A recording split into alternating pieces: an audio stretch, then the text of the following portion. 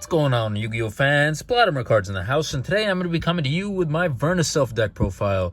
Now, this deck is something that has kind of intrigued me, I'm not going to lie, ever since I heard about it, its announcement. So it's definitely something I had to pick up out of Power of the Elements.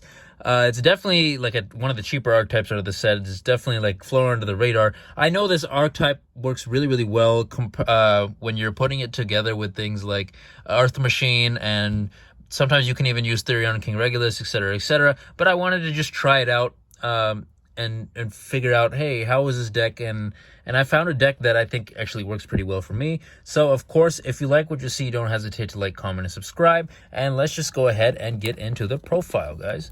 So, first of all, oops, got my trap card in the way. So, first of all, I like to play a playset of Vernusylph of the Awakening Force. Now, this card is super dope. I really like what they tried to go for with this archetype. Its effect is you can discard this card and one monster or Vernusylph card. That's a semicolon, I always forget.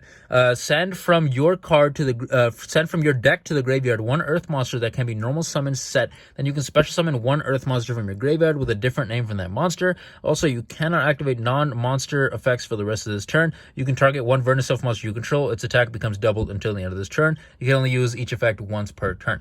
Now, with the Vernusylph cards, you have to be kind of careful because you can summon non-earth monsters. You just can't use their effects the same turn. So the extra deck cards that you have to kind of use are kind of have to be a little bit careful. However, there are some cards that I kind of just wanted to use in the extra deck, so we'll go over that when we get to it. But next, I like to play three copies of Vernusylph of the Flourishing Hills. Vernusylph of the Flourishing Hills, its effect is Vernusylph monsters you control cannot be destroyed by card effects. Gives you some nice protection out there. You can discard this card and one monster or Vernusylph card. Add one Vernusylph card from your deck to your hand, except Vernusylph of the Flourishing Hills. Then you can special summon one Earth monster from your graveyard. You cannot activate non-Earth monster effects for the rest of this turn. You cannot use. You can only use this effect once per turn. Each effect once per turn. Sorry, no, it's this effect. Reading problems when you're reading and with the light pointing at the cards. That's just how it goes. Next, I like to play three copies of Vernusylph of the Thawing Mountains. You can discard this card and one monster or Vernusylph card, draw one card. Then you can special summon one Earth monster from your graveyard. So it works pretty well, honestly. It's a great draw power. Gives you a little bit of draw power for this deck. Plus, it gets you something to dump and special summon from your grave. You also cannot activate non-Earth monster effects for the rest of this turn. You can target one Vernusylph monster you control. It can make a second attack during each battle phase this turn. You can only use each effect of this card once per turn. So this card is pretty good. This is what intrigued me for this archetype, honestly, because it looks adorable. It's like Winnie the Pooh. Next, I like to play a playset of Vernusylph of the Flowering Fields. Your opponent cannot target Vernusylph monsters you control. With card effects, you can discard this card and one monster or Vernusylph card. Add one Earth monster from your graveyard to your hand, except Vernusylph of the Flowering Fields. Then you can special summon one Earth monster from your graveyard. You also cannot activate non-Earth monster effects for the rest of this turn. You can only use this each effect once per turn. So this effect, actually. But great way to just recycle cards in your hand that pops off additional combos. So also a good card to have. Next are the non-Vernusylph monsters. So I like to play a playset of Tenyi Spirit Adhara. So this card is really, really good just because if you control no effect monsters, you can special summon this from your hand. This is the tuner of the archetype. This allows you to go into a lot of different plays, especially your Notoria cards. So Notorias, I think, are really, really, especially the extra deck, are really good at just negating certain things. Like Notoria Beast can negate all spell cards and whatnot. So really, really, I would say necessary for this archetype because it allows you to be able to summon Earth monsters from the extra deck, more Earth monsters than you normally would, and you could take advantage of their effects right away. Next, I like to play playset of Thrawn the Disciplined Angel.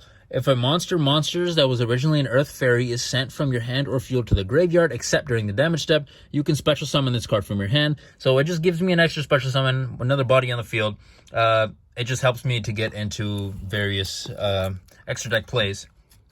Next, I like to play three copies of Asua the Earth Channeler. So this card, if you feel like this is a little bit too much, you could probably switch this out for maybe a playset of any hand trap you please. But I wanted to try out I guess the main Earth support, and just see how well they all have synergy together. So its effect is you can discard this card and one Earth monster, add one Earth monster from your deck to your hand with 1850 or less attack, whose original type is the same of the one discarded monsters.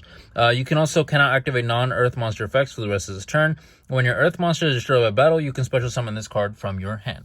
So again, work great, just a great searcher.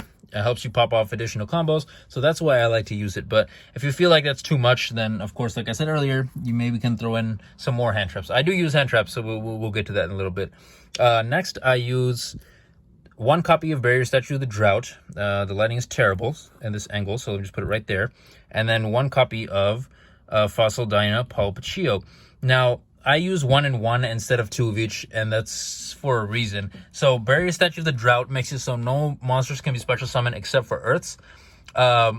Unfortunately, I've actually come across a decent amount of decks that can pull out Earth monsters in spite of this card. So that's why I also decided to go with one copy of Fossil Dyna. That's because it'll shut down special summons in general. However, that can backfire on you. So that's why I went for 1 and 1. Just depending on the situation, I can hopefully pull out what I need. Next are the hand traps. So I like to play set of Ash Blossom and 2 copies of DD Crow.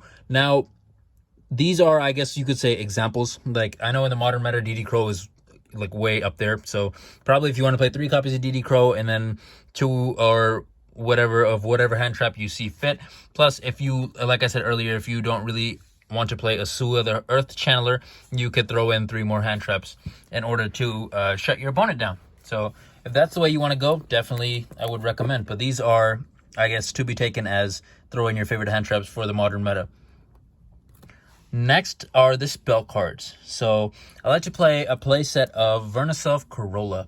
I really like this card. If I'm being honest, I really like it. All Earth monsters you control are also treated as Vernusylph monsters. Once per turn, if you discard a Vernusylph monsters and 1 card to activate the effect of that Vernusylph monster in your hand, you can discard only that Vernusylph monster instead. Saves you a lot of time, a lot of energy, a lot of cards. So, great card overall. Next, I like to play the 1-ups, 1 copy of Call by the Grave and 1 copy of Foolish Burial. Obviously to get rid of hand traps and anything that might annoy you, and this is just to dump something in the grave, which you could take advantage of with certain card effects. Next, I like to play for the trap cards. I like to play 2 copies of Vernusylph and the Changing Season. So target 1 Vernusylph monster in your graveyard, add it to your hand, or special summon it. During the opponent's turn, except the turn this card was sent to the graveyard, if you have no cards in your hand, you can banish this card from your grave, special summon as many Vernusylph monsters as possible with different names from your graveyard. But return them to the hand during your end phase. You can only use each effect once per turn. This is a great card. The only problem I have with this card is except the turn that it was sent to the graveyard. So you kind of have to be a little bit careful. I was considering running Foolish Burial Goods just for this. So if you feel like that would help out, definitely something to try out with this deck. Next, I like to play 2 copies of Vernusylph and the Flowering Buds. So target face-up cards your opponent controls up to the number of Earth monsters you control with different names that were special summoned from the graveyard. Return Earth monsters you control to the hand equal to the number of targets, and if you returned at least 1 to the hand, return the targeted cards to the hand. So great way, I would say, to get rid of your opponent's annoying cards. However, it does target, so something to think about.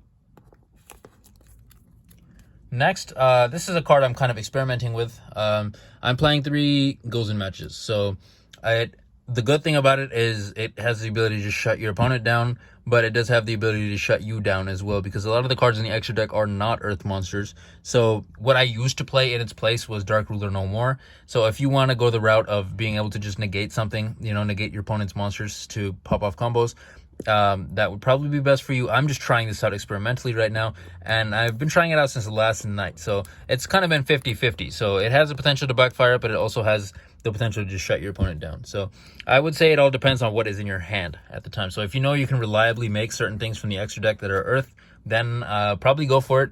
But if you don't have like a hand that can pop off something that's straight like an Earth monster from the extra deck, then be a little bit more careful, I would say. Let's move forward to the extra deck.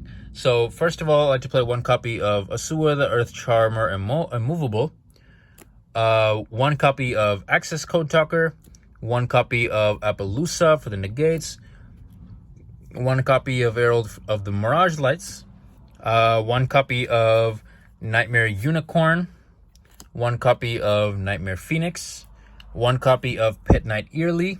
This is just something I'm trying out just because it's a new card. So if you feel like this isn't for you, obviously you could switch out it. Moving forward for the synchros, though, I like to play 2 copies of Naturia Beast. This thing is insane. The amount of times I've won duels just by going first and summoning this is kind of crazy.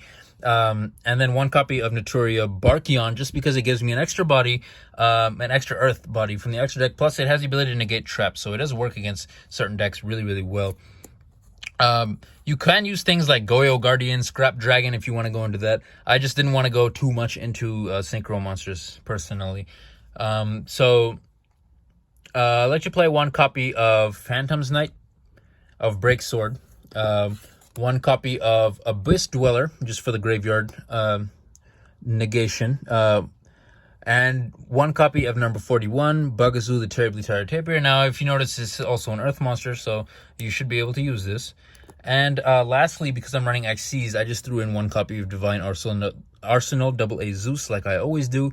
I think I'm 1 card short in the extra deck.